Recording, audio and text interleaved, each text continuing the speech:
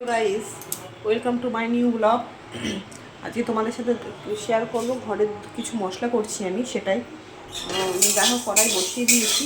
কড়াইয়ের মধ্যে মানে দেখাই, এটা আছে জিরে, ধনে, দারচিনি, এলাচ, লবঙ্গ। এগুলোকে হালকা কালি কড়াইতে ভাজা করে তারপরে গুঁড়ো করে রেখে দেবো কন্টেনার করে। কোনো নিরামিষ তরকারিতে দেখছো, দেখো করছি কোনো নিরামিষ তরকারি হয়ে গেলে নামানোর পরে দেওয়ার জন্য, দিলে সেইটাও ভালো হয়, স্বাদটাও ভালো হয়, তার জন্যই করছি।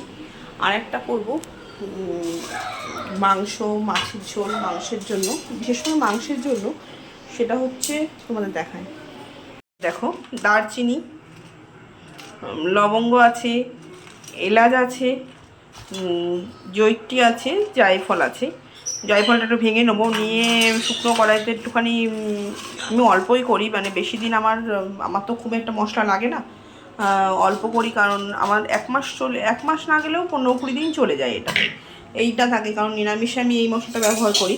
এ দেখো হয়ে গেছে, গ্যাস বন্ধ করে দিয়েছি, ভাজা ভাজা হয়ে গেছে। এটাতে মিক্সিতে গুঁড়ো করবো হালকা একটু কড়াইতে রেখে। আর এটা শুধু মাংসের জন্য, ওর জন্য আমার হয়ে যায় এক মাস চলে যায়, কারণ এই মশলাটা না খুবই কম লাগে।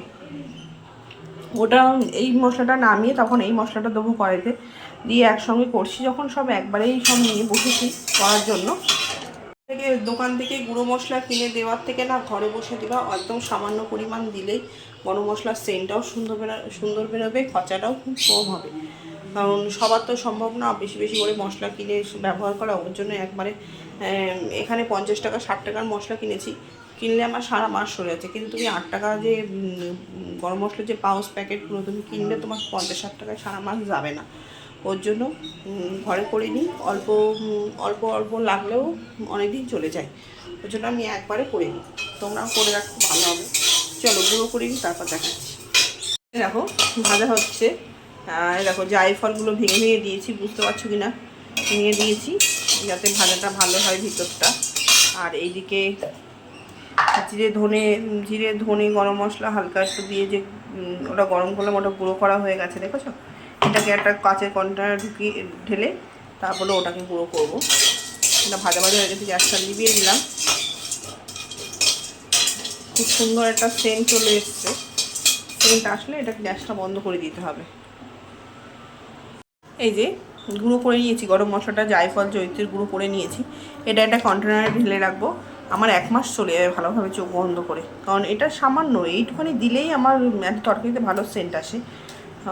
থাক একটু ঠান্ডা হোক, তখন কাচের কন্টেনারটা ঢুকিয়ে দেবো। এর মতন এইটুখানি। বাই। ভালো লাগলে ভিডিওটা লাইক করো, কমেন্ট করো এবং সাবস্ক্রাইব করে দিও, একটু পাশে থেকো। বাই।